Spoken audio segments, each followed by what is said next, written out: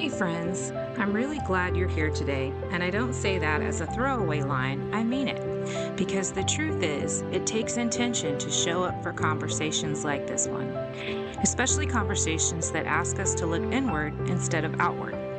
So, wherever you're listening from, maybe you're driving, maybe you're sitting alone with a cup of coffee, maybe you're folding laundry or even walking the dog, I want you to take a breath with me before we go any further. There's no rush here. No pressure to perform, no expectation that you'll fix anything by the time we're done. This is just a place to notice.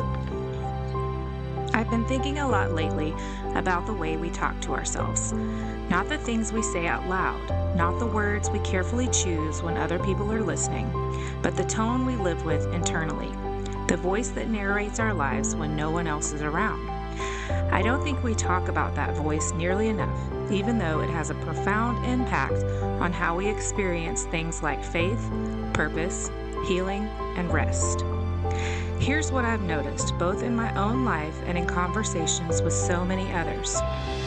Most of us are far harder on ourselves than we would ever be on someone we love. We motivate ourselves with pressure, we correct ourselves with criticism, we push ourselves forward with urgency instead of care, and often we don't realize that we're even doing it because that voice has been with us for so long, it feels familiar, normal, necessary even.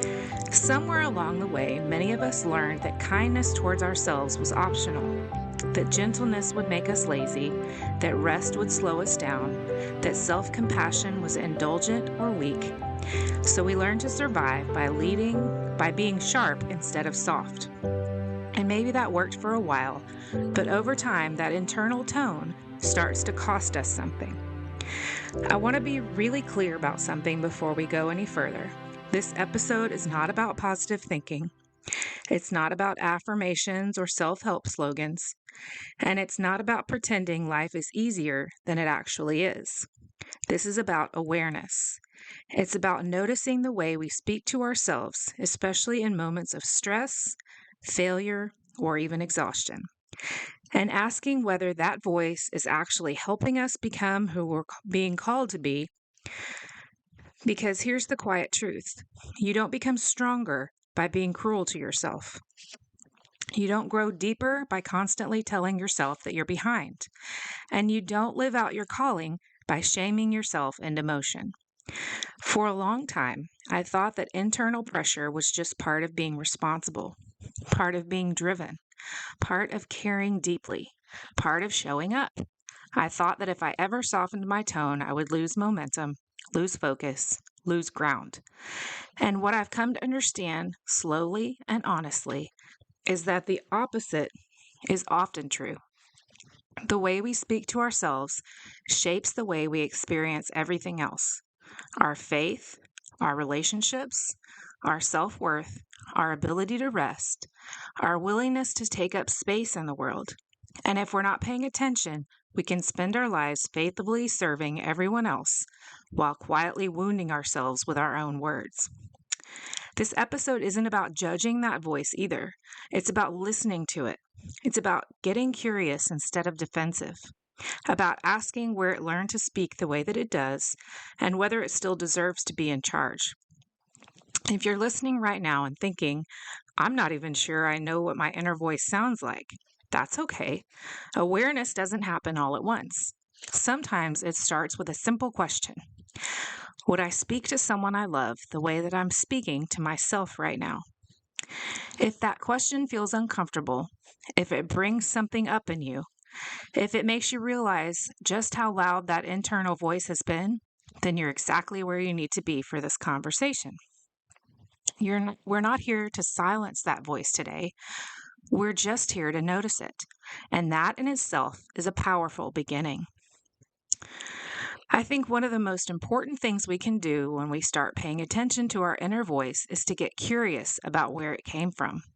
Because that voice didn't just appear one day, it was formed, it was shaped, and it was learned. And for many of us, it was learned long before we ever had language for what was happening. Most of us grew up absorbing messages about who we were supposed to be and how well we were supposed to do it. Sometimes those messages were spoken directly, sometimes they were simply implied, and sometimes they were modeled through behavior instead of words. And often they weren't intentionally harmful, they were just incomplete messages. I think a lot of us learned early that love was connected to performance, and that affirmation followed achievement, that approval came after effort, and that being good meant being helpful, capable, agreeable, or sometimes strong. So we internalized that tone, and eventually it became the way we spoke to ourselves. For some of us, that voice was shaped in environments where things felt unstable, where relationships shifted, where safety wasn't guaranteed, or where we learned early how to read the room and adjust ourselves accordingly. When life requires you to grow up quickly, you learn how to manage yourself from the inside out. You learn how to stay alert, how to anticipate needs, and how to carry more than what's visible on the surface. And even when no one explicitly tells you to be hard on yourself, you learn that staying ahead of pain often means staying sharp internally. That voice becomes a way of keeping control when so much feels outside of it. Sometimes the voice is born out of loss. Sometimes it's shaped by conflict or instability. Sometimes it develops as protection, a way to brace yourself before life does it for you. And sometimes it forms simply because you learned that being strong, capable, or composed was the safest way to exist in the world. What matters isn't which experience shaped the voice. What matters is recognizing that it didn't come from nowhere. It didn't form because you were weak. It formed because you adapted. For some of us, that voice sounds like motivation. Try harder. Do better. You should know this by now. Why can't you just get it together? And because that voice helped us survive, helped us to function, helped us to succeed, we didn't question it. We assumed that it was necessary. I know for me, responsibility came early. Caring for others felt natural, showing up felt expected, and being dependable felt like identity. And somewhere along the way, I learned to measure my worth by how well I could manage life, especially everyone else's needs. That voice didn't sound cruel at first, it sounded productive. The problem is that productivity and kindness don't always grow from the same place. You can accomplish a lot while being incredibly hard on yourself. You can serve faithfully while quietly neglecting your own needs. And you can carry responsibility with excellence and still feel like you're never quite enough. When we grow up in environments where there isn't much room for rest, emotion, or uncertainty, we learn to keep moving. We learn to override discomfort. We learn to push through. We learn to stay composed. And that inner voice becomes a tool, one that keeps us going even when we're tired. But tools that help us survive one season can harm us in another. As life gets heavier with adulthood, relationships, parenthood, health challenges, ministry, and work, that same voice often grows louder. It doesn't soften with maturity, it sharpens because the stakes feel higher. There's more to manage, more people depending on us, and more pressure to get it right. And if no one ever taught us how to speak to ourselves with compassion, we default to the tone that we know. The one that demands, the one that critiques, the one that keeps score, even when we're exhausted. I think this is why so many capable, faithful, deeply loving people feel perpetually left behind. Not because they are, but because the voice inside them is constantly moving the finish line. Here's something worth noticing. That voice often sounds like authority, but it usually isn't wisdom. It's often a collection of expectations we absorbed, roles we stepped into, and survival strategies that worked until they didn't. And once you realize that, something important shifts. You stop assuming that voice is truth, and you start recognizing it as a learned behavior. That realization can be unsettling, because if that voice isn't the truth, if it isn't God's voice, if it isn't wisdom, then it raises a question we don't always know how to answer. What should it sound like to speak to myself or what would it sound like to speak to myself differently? We don't answer that question yet, not today. Right now, all we're doing is tracing the origin. Understanding that your inner voice has a history doesn't mean that you're blaming anyone. It means you're honoring your story. It means acknowledging how much you've carried, and it means recognizing that awareness itself is a form of healing. If you're listening and realizing I've been talking to myself this way for as long as I can remember, I want you to know something. You're not broken. You adapted, and now you're becoming aware. That's not weakness, friends. That's growth.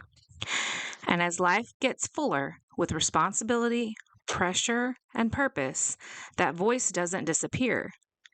It comes with you into adulthood, into motherhood, into ministry, and into seasons where strength was required, but gentleness was missing.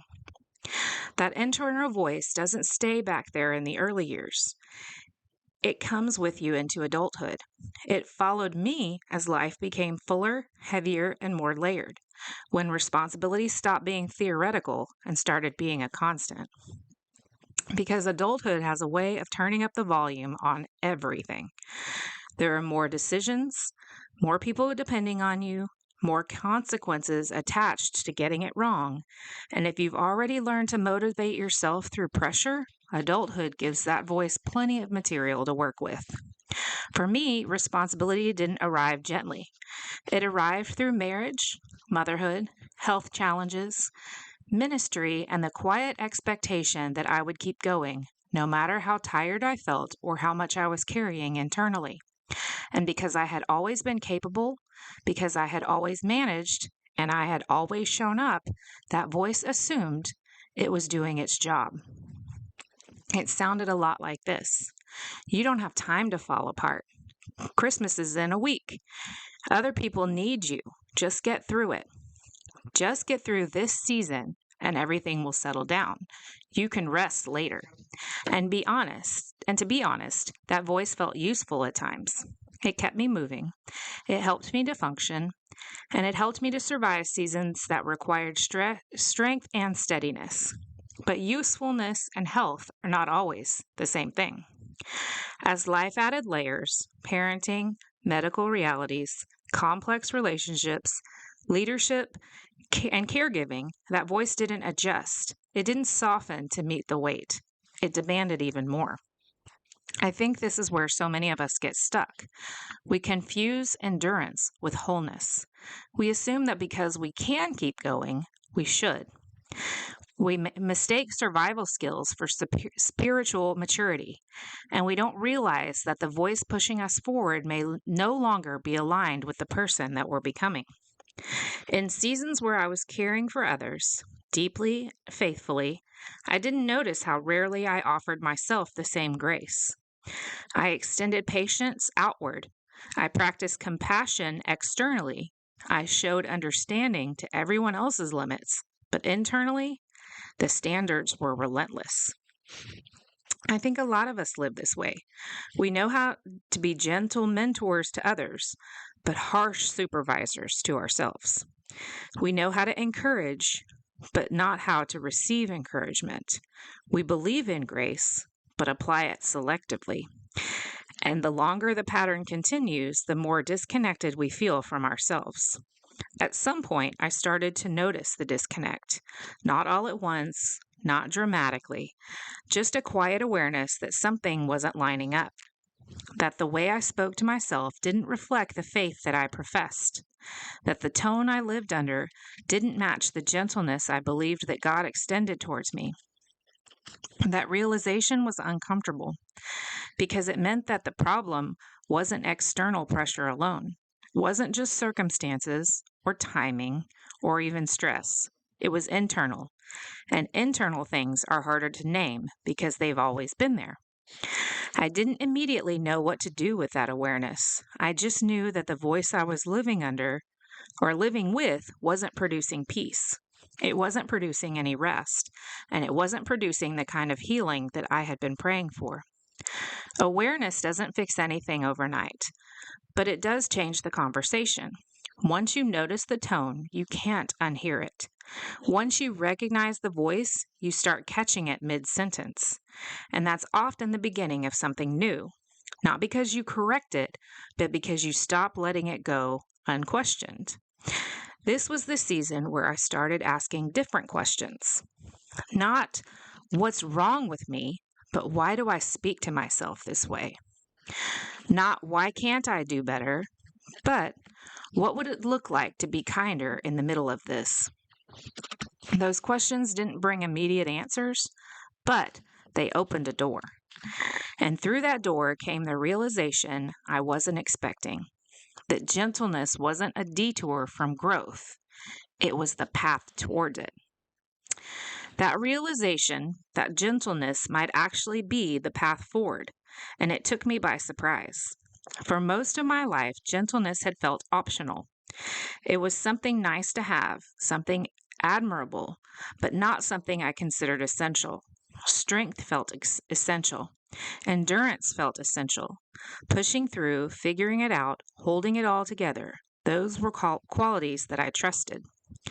Gentleness felt like something you earned after you proved that you could handle things.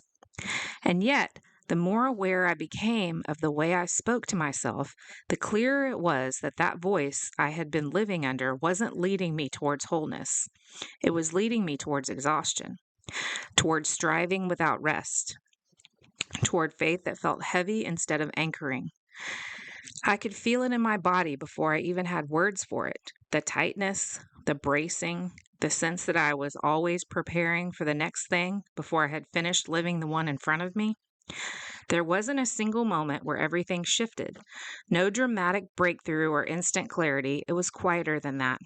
It was noticing how quickly I corrected myself when I made a mistake, how fast my thoughts moved to criticism instead of compassion, how rarely I paused to ask what I actually needed in moments that were already heavy. As I started paying more attention, I began to wonder what it would look like to interrupt that pattern.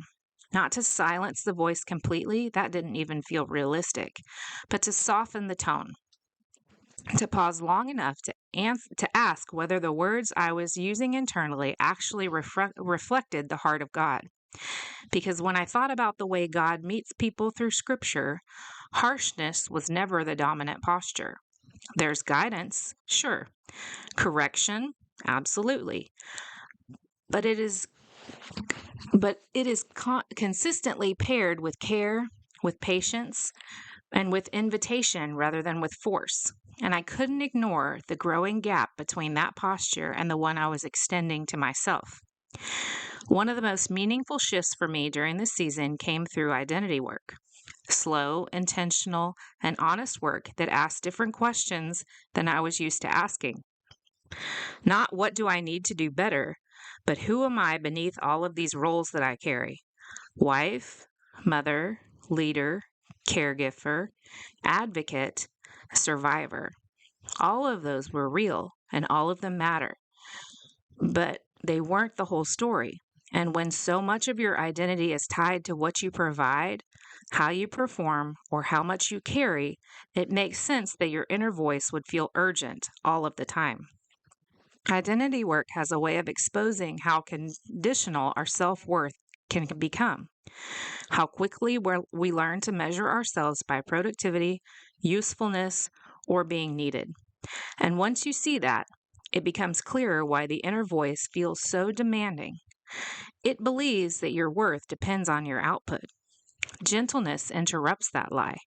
Gentleness reminds you that your worth is not fragile, that rest is not failure, that slowing down does not mean falling behind. And for someone who had lived most of her life in motion, learning to believe that was deeply unsettling. Part of me resisted it because gentleness requires trust. Trust that things won't fall apart if you stop pushing so hard. Trust that God is still at work even when you loosen your grip. Trust that becoming doesn't always require force. That kind of trust doesn't come easily to those of us who learned early how to manage ourselves through pressure. And yet every time I practiced kindness towards myself, even in small, imperfect ways, something shifted. I noticed less internal resistance, more emotional clarity, and a deeper sense of alignment between what I said I believed and how I actually live. Not perfection, but peace. I also noticed something else that surprised me. The gentler I became with myself, the steadier I felt in my calling. Not louder, not more dramatic, not more visible, just steadier.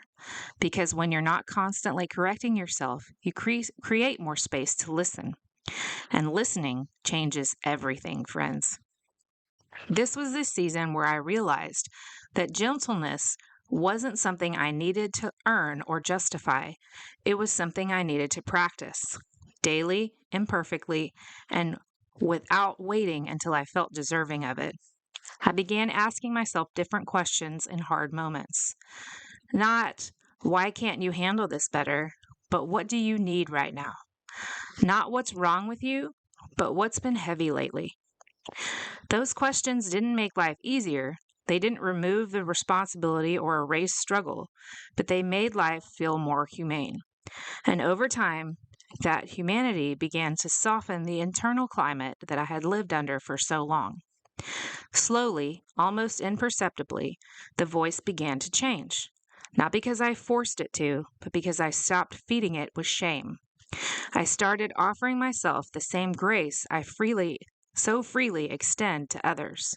And that quiet shift changed more than I ever expected that it would. Once I recognized that shift in myself, I began to see how common this struggle really is, and how many people are quietly living under voices that they were never meant to listen to. Once I began to recognize the shift in myself, I couldn't stop seeing how common this struggle really is. It's everywhere, woven quietly into conversations, into prayer requests, into the way people talk about their lives without even realizing what they're revealing to everyone. So many of us are living under voices that were never meant to lead us. Voices that sound familiar enough that we assume that they're our own. Voices shaped by expectation, by survival, by things that once helped us to cope but no longer help us heal. Voices that learned how to keep us moving, functioning, producing, even when we're tired, overwhelmed, or hurting. And the tricky part is that those voices often don't sound cruel on the surface. They sound practical, responsible, motivating. They sound like, you should be able to handle this by now. Or other people have it even more difficult. Or you just need to try a little more. But over time, that tone creates a constant undercurrent of pressure, a sense that rest must be justified, that gentleness must be earned, that slowing down somehow means you're falling behind.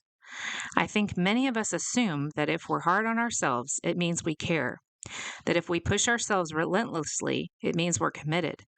But what I've learned slowly, and sometimes painfully, is that commitment doesn't require cruelty. You can care deeply and still be kind. One of the most eye-opening moments for me came when I started noticing how differently I spoke to myself compared to how I spoke to others. When someone I love is struggling, my instinct is patience, curiosity, grace. I don't rush to correct them or minimize what they're carrying. I listen. I sit with them. I remind them of what I know to be true. And yet, when it came to my own struggles, my instincts were often opposite. Quicker to judge, faster to dismiss, less willing to linger with the weight of it. That disconnect matters because the voice you live under shapes how safe your inner world feels. And when your inner world doesn't feel safe, it becomes much harder to grow, to heal, or to trust yourself through change. I want to pause here for a moment and invite you into some gentle awareness. Not analysis, not self-critique, just noticing. The next time you make a mistake or feel behind or hit a moment of exhaustion, pay attention to what rises up internally. Not to shame yourself for it, but to try to understand it. Ask yourself, would I speak this way to someone that I love? If not, where did this voice learn its tone? For some of us, it began early, in environments where we learned to stay small, stay quiet, stay useful. For others, it was shaped later by relationships, by roles that we carried for too long, by seasons where survival required toughness instead of tenderness. There's no judgment here, only compassion, because many of these voices formed as a way to protect us. They helped us to function, they helped us to endure, and one at a time, they may have helped us to succeed. Or at one time, they may have helped us to succeed.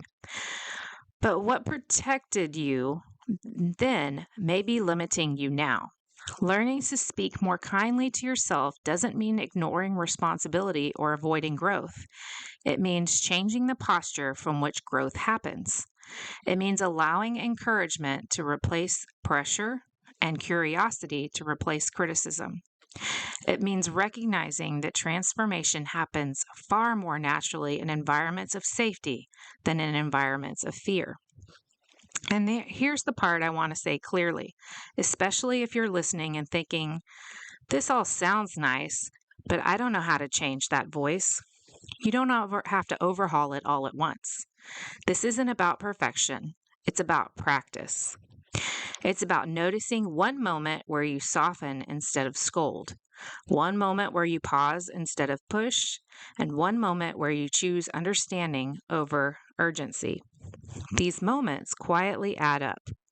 They reshape the internal climate that you live in, and over time, they make room for something quieter and truer to emerge, a voice that doesn't drive you, but guides you. And once that internal climate begins to change, it doesn't stay contained inside you. It starts to influence how you show up in your relationships, your faith, and in the everyday spaces where your life actually unfolds. Once that internal climate begins to change, it rarely stays contained inside of you. The way you speak to yourself has a quiet but powerful influence on how you show up everywhere else. In your relationships, in your faith, and in the everyday spaces where your life actually unfolds. I started noticing this shift in subtle ways at first. I was less reactive, less defensive, more present, not because life suddenly became easier, but because I wasn't expending as much energy fighting myself through it. When you no longer are living under constant internal pressure, you have more room to breathe, and that breathing space changes how you engage with the people around you. I found myself listening more carefully, responding more thoughtfully, allowing pauses instead of rushing to fill them. Gentleness with myself made me more patient with others, not because I was trying harder, but because I wasn't already depleted by my self-criticism. And what mattered deeply in the roles that I carry as a wife, as a mom, as a leader, and as someone who holds space for others. Because leadership doesn't begin with what you say, it begins with the posture you live from. And when your internal posture is softened, your external presence becomes steadier. One of the most meaningful realizations for me was recognizing that gentleness does not weaken your influence, it clarifies it. It strips away the noise of performance and leaves behind something truer. People don't need us to have all the answers. They need us to be grounded. They need us to be real and authentic. They need us to be safe enough to sit with them without trying to fix everything immediately. That kind of presence is cultivated internally first. I also noticed that this shift affected my faith. For a long time, my spiritual life had mirrored my inner voice, striving, disciplined, dutiful, and often heavy. As I learned to speak more kindly to myself, my relationship with God began to feel less transactional and more relational. Prayer felt less like a checklist and more like a conversation.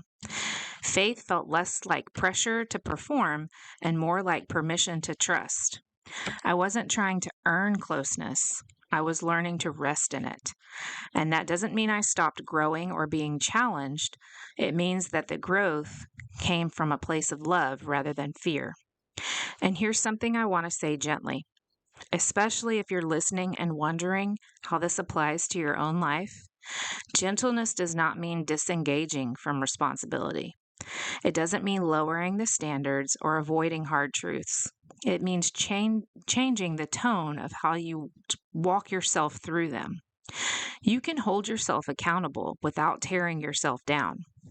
You can pursue growth without living in self reproach. You can lead in your family, in your work, and in your community without leading yourself through pressure and shame. The way you speak to yourself sets the tone for the life you build. And for many of us, learning to speak kindly isn't about becoming someone new, it's about returning to something that was always meant to be there. A voice that reflects compassion, truth, and grace. This is where the work becomes both deeply personal and quietly influential. Because when you live from that place, the people around you feel it.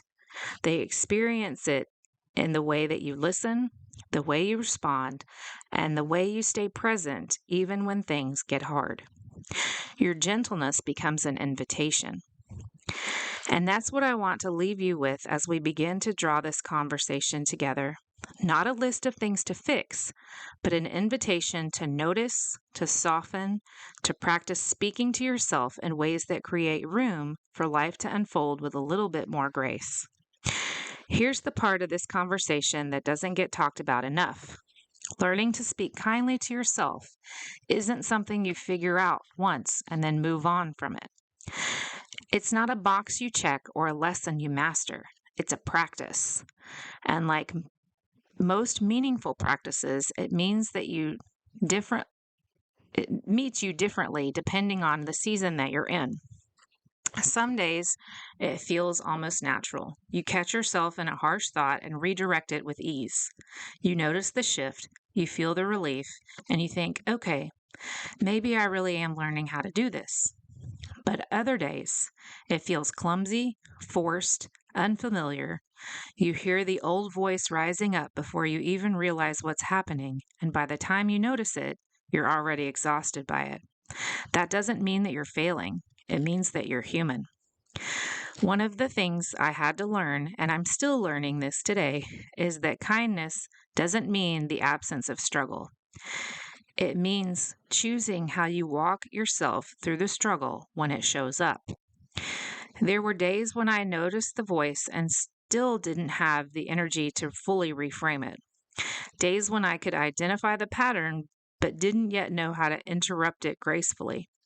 And instead of scolding myself for that, I had to practice something even harder, allowing myself to be unfinished.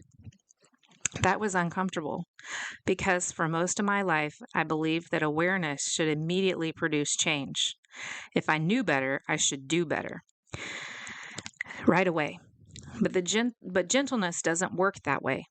It doesn't rush you towards resolution. It stays with you while you're still learning.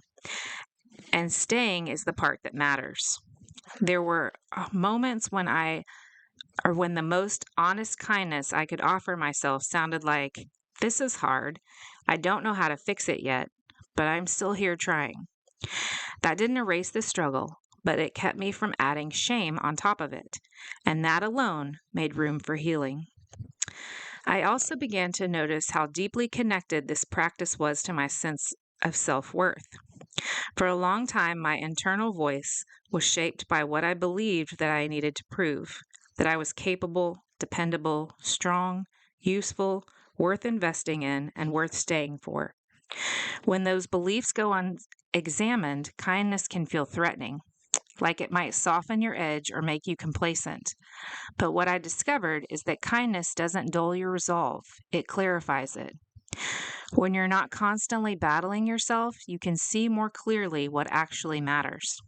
You can discern where to invest your energy instead of scattering it across expectations that you were never meant to carry. That discernment changes how you move through your days. It changes how you approach work, how you engage in relationships, and how you respond to disappointment. You stop demanding perfection from yourself and start allowing presence instead. And presence is far more powerful than pressure.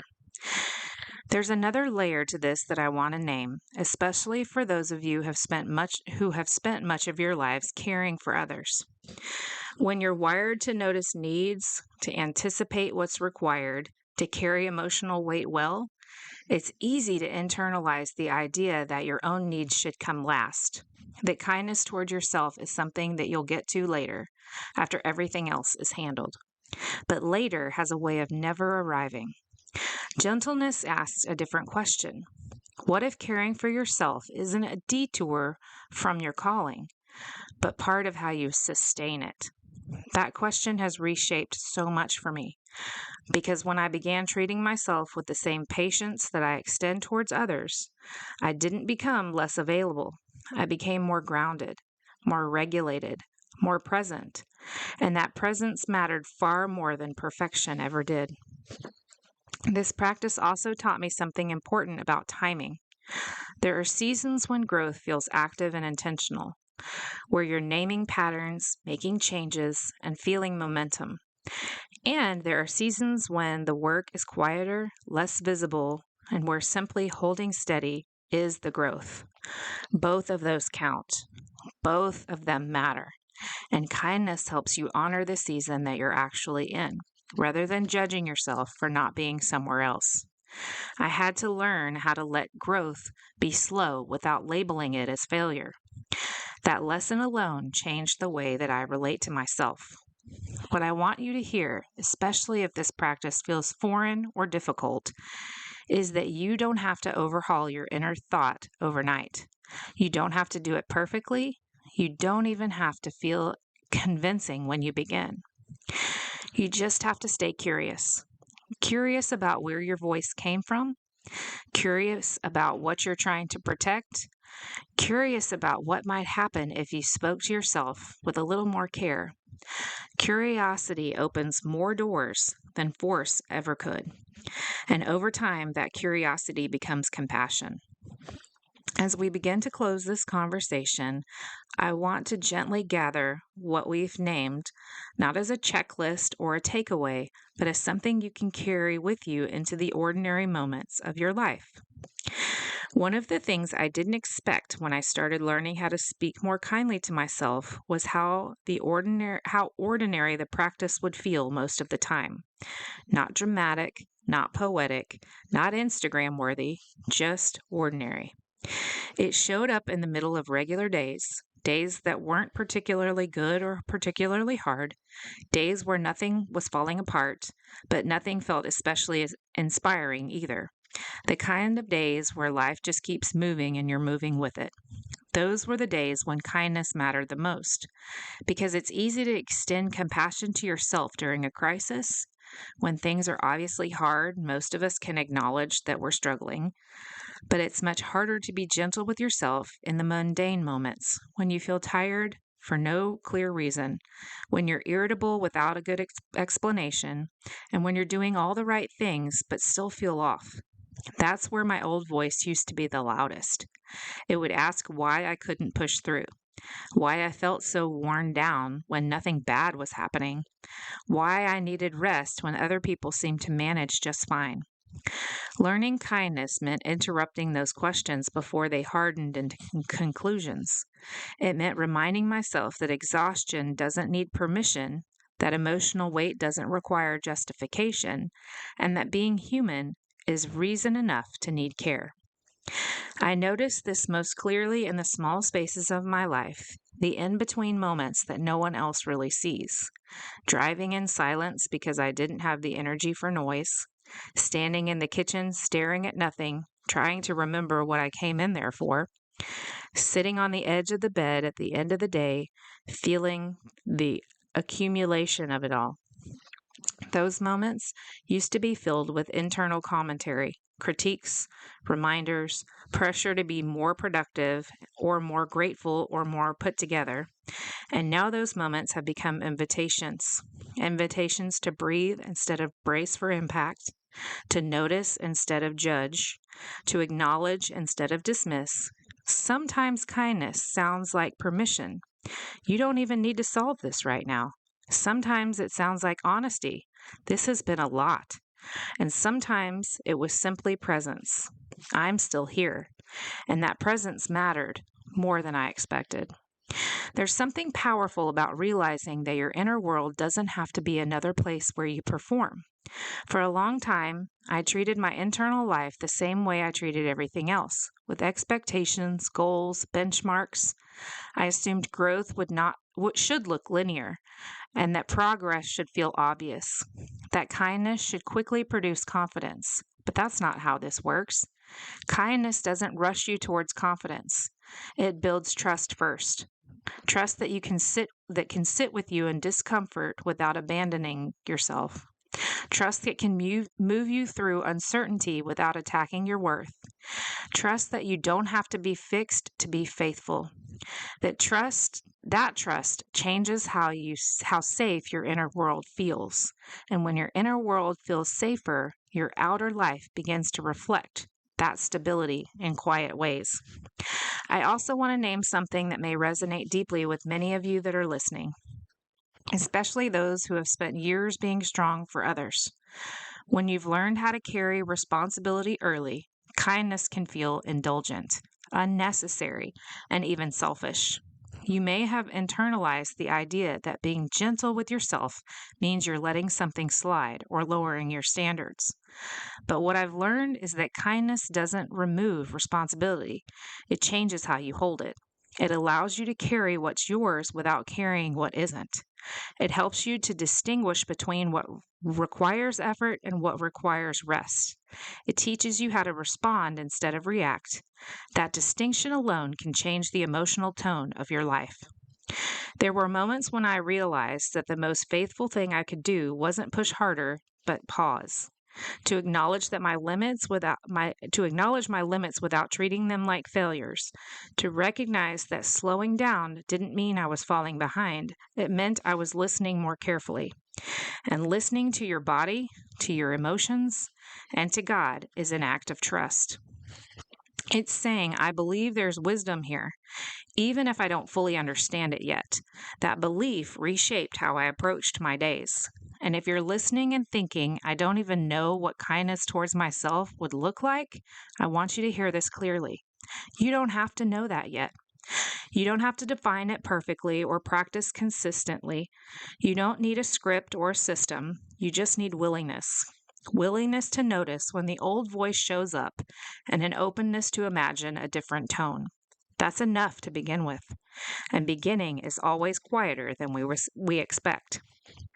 As we move towards closing this conversation, I want to help you carry this practice with you, not as something heavy or demanding, but as something accessible, something that fits into the real rhythm of your life.